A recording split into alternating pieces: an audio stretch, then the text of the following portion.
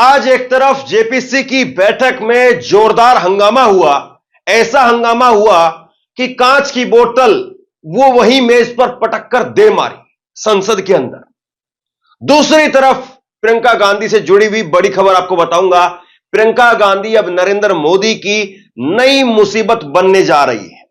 प्रियंका गांधी कैसे अब मोदी के लिए एक नई चुनौती बन जाएंगी, आगे इस पर विस्तार से बात करेंगे। लेकिन सबसे पहले बड़ी खबर जो जेपीसी की बैठक में हंगामे को लेकर के आई है, उस पर थोड़ा बात कर लेते हैं।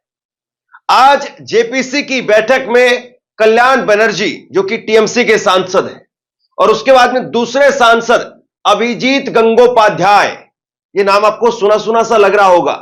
अभिजीत गंगोपाध्याय ये कोलकाता हाई कोर्ट के जज थे। तुरंत इस्तीफा दिया, तुरंत बीजेपी में शामिल हुए, तुरंत बीजेपी ने टिकट दिया और तुरंत उसके बाद में पहुंच गए लोकसभा चुनाव जीत करके लोकसभा के अंदर। लेकिन अब वहीं पर संसद के अंदर जेपीसी की जब बैठक बनी है वक्फ बोर्ड बिल को लेकर के, तो देखिए उसमें जब हंगामा हो गया, सामने थे टीएमसी के सांसद अभिजीत गंगोपाध्याय। और मत भूलिए इस बात को कि टीएमसी के 17 विधायकों पर जब अभिजीत गंगोपाध्याय जज थे, तब उनके जो फैसले थे उनकी वजह से टीएमसी को अच्छा खासा नुकसान हुआ था। और आज वो जज नहीं है, आज वो सांसद हैं। और जब दोनों का आमना सामना हुआ, कल्याण बनर्जी टीएमसी के सांसद, ममता बनर्जी के सांसद, और अभिजीत गंगोपाध्याय बीजेपी के मोदी के सांसद का, तो गुस्सा कुछ इस कदर भड़क उठा कि कल्याण बनर्जी ने, यह बताया जा रहा है, कल्याण बनर्जी ने पानी की कांच की बोतल को मेज पर पटक मारा। और उसके बाद में यह तस्वीर आप देखिए, कल्याण बनर्जी के हाथ में बताया जाता है चोट लग गई, उनको 4-5 टांके आए हैं और विपक्ष के सांसद उनको पकड़ते हुए बाहर लेकर के आए। जेपीसी की बैठक में ऐसे कोई घटना हुई हो मुझे याद नहीं आता है, लेकिन जरा सोचिएगा, अभिजीत गंगोपाध्याय, क्या ऐसी वजह आ गई कि अभिजीत गंगोपाध्याय से कुछ इस कदर गुस्से में खफा हो गए कल्याण बनर्जी? क्या जज रहते वाकई बहुत बुरा जो है वो व्यवहार उन्होंने किया था, या जज रहते ही जिस प्रकार से उन्होंने जो बातें जो फैसले किए, इसकी बार बार जो है वो सवाल उठते हैं, क्या वो सब कुछ टीएमसी की जहन में है? बहुत बड़े सवाल हैं। लेकिन अब सवाल यह भी है कि जेपीसी की बैठक में जो हंगामा हुआ है, इसके बाद में वक्फ बोर्ड बिल को लेकर के जो एक सहमति बननी थी, एक एजेंडा तैयार होना था, उसका क्या होगा? सोचिए जरूर। दूसरी बड़ी खबर, प्रियंका गांधी। प्रियंका गांधी, सोनिया गांधी और राहुल गांधी, और उसके साथ साथ कांग्रेस के मुख्यमंत्री, सांसद, बड़े नेता, महासचिव सब पहुंच चुके हैं इस वक्त में वायनाड के अंदर। और कल प्रियंका गांधी, सोनिया गांधी और राहुल गांधी पर्चा भरेंगे, नॉमिनेशन फाइल करेंगे। प्रियंका गांधी कल से देश की राजनीति में सक्रिय तौर पर अपना जो एक तरीके से पदार्पण करने जा रही है। कल से वो देश की राजनीति में सक्रिय हो जाएंगी। और प्रियंका गांधी का नॉमिनेशन वही बता रहा है कि नतीजे क्या होंगे। नॉमिनेशन से नतीजे अक्सर तय नहीं होते हैं। चुनाव बड़ा अपने आप में कांटे का होता है, और चुनाव में भी वही होता है कि जब तक आखिरी वोट नहीं गिना जाए तब तक कुछ नहीं कहा जा सकता। लेकिन प्रियंका गांधी का नॉमिनेशन ही अपने आप में नतीजा है। सबको पता है जिस सीट पर राहुल गांधी 4.5 लाख वोटों से जीते हों, उस सीट पर पहली बार चुनाव में जा रही है प्रियंका गांधी। और प्रियंका गांधी अपने आप में बहुत बड़ा नाम है, कोई छोटा नाम नहीं है। राहुल गांधी के मुकाबले में उनकी लोकप्रियता भी कम नहीं है। और ऐसे में जब पूरा गांधी परिवार, पूरा कांग्रेस पार्टी एक साथ होकर के वहां पर पहुंचा है नॉमिनेशन के लिए, तो अपने आप में लोगों में, इलाके में एक मैसेज चला जाएगा कल ही कि प्रियंका गांधी संसद में पहुंच रही है। और एक तरफ आज जो हंगामा हम देख रहे हैं, तीखी नोकझोंक देख रहे हैं जेपीसी की बैठक में संसद के अंदर, और दूसरी तरफ कल्पना करिए जब प्रियंका गांधी होंगी संसद में, लोकसभा के अंदर, क्या बोलेंगे मोदी जी उस वक्त में? और प्रियंका गांधी किस तरीके से धारदार अंदाज में, अपने ही अंदाज में कैसे मोदी जी को जवाब देंगी, कैसे उनसे सवाल पूछेंगी। और बीजेपी के लिए यही बड़ी मुसीबत जो है वो खड़ी हो गई है। सोनिया गांधी ने एक तरीके से राहुल गांधी को फ्री हैंड किया हुआ है। अब सोनिया गांधी उतना जो है वो भाषण उनका नहीं देखने को मिलता है या बहस में हिस्सा नहीं लेती हैं। राज्यसभा में है सोनिया गांधी, लेकिन अब लोकसभा के अंदर होंगे राहुल और प्रियंका। और राहुल और प्रियंका की यह जोड़ी मोदी और शाह पर कितनी भारी पड़ेगी। आज जब प्रियंका गांधी वायनाड में पहुंची है और उनके नॉमिनेशन के लिए कांग्रेस के तमाम बड़े नेता पहुंचे हैं, एक तरीके से नए सिरे से कांग्रेस में जान फूंकने की भी तैयारी है। बहुत सारे लोग ये कहते रहे कि प्रियंका गांधी को राजनीति में आना चाहिए, लेकिन 25 साल लग गए। 25 साल। सोचिए कि कोई भी नेता, और कांग्रेस के अंदर भी ऐसे सैकड़ों दर्जनों नेता, ऐसे बड़े बड़े नेता हैं जो अपने बेटे को, अपनी बेटी को अपनी विरासत सौंप देते हैं, और वो भी बहुत फटाफट, जल्दी, ताकि कहीं कोई और जो है विरासत पर कब्जा ना कर ले और हमारे मजबूत रहते रहते हम अपने बेटे को मजबूत कर जाए। और इसमें बहुत सारे ढेरों नाम हैं। कमलनाथ ने अपने बेटे नकुलनाथ को सेट किया, अशोक गहलोत ने अपने बेटे वैभव गहलोत को सेट किया। बहुत सारे नाम इसमें लिए जा सकते हैं, भूपेंद्र सिंह हुड्डा के बेटे दीपेंद्र सिंह हुड्डा। लेकिन इन सब से ज्यादा अनुभवी एक तरीके से राजनीति में हम देखें, क्योंकि प्रियंका गांधी सोनिया गांधी के चुनाव प्रचार से ही उनकी कमान जो संभालती रही है। लगातार चुनाव प्रचार में राहुल और जो सोनिया का जो चुनाव का मैनेजमेंट का काम होता था, उनको संभालने का काम करती रही। लेकिन 25 साल का वक्त लगा दिया। कांग्रेस ने कई और नेताओं को जो है वो पार्टी में लेकर के आए।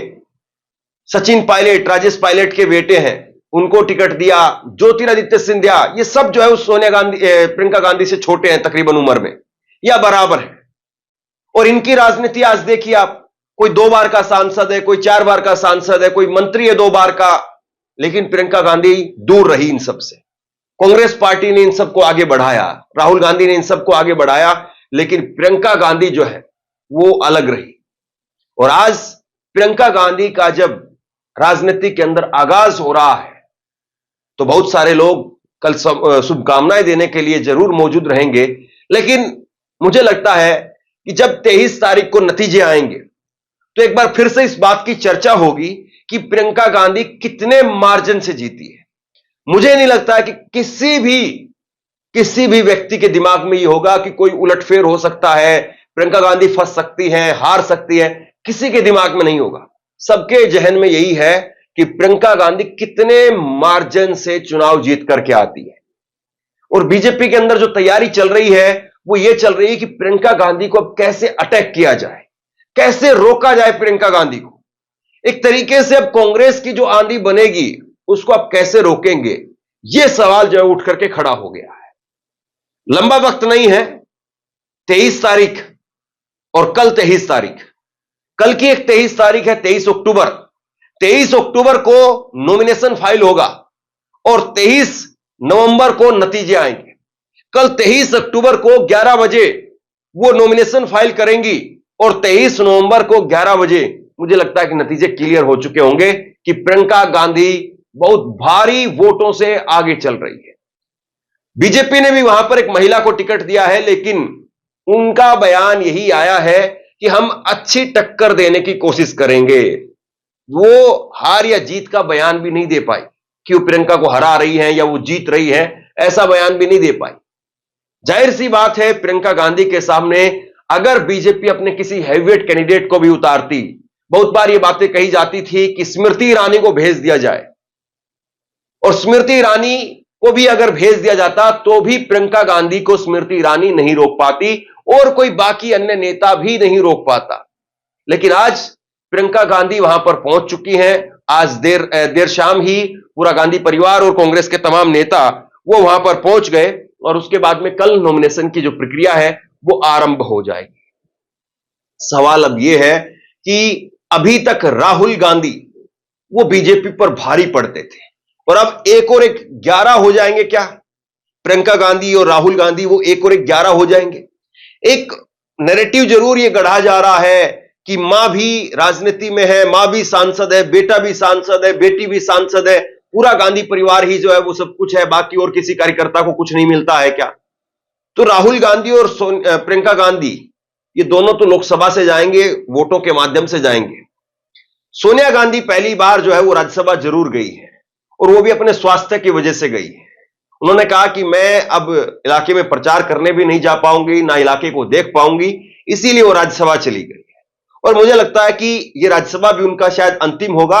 बाद में अभी उनका जब कार्यकाल खत्म होगा सोनिया गांधी का, तब तक प्रियंका गांधी और राहुल गांधी परिपक्व तौर पर जो है वो अपने आप में काफी मजबूत हो चुके होंगे, और हो सकता है कि अगली बार के चुनाव के लिए उनको रिटायरमेंट दे दी जाए, या एक पारी राज्यसभा के तौर पर शायद। आज भी सोनिया गांधी कम से कम जो उनकी सेहत है वो इतनी जरूर है कि वो अच्छे से चल फिर लेती है।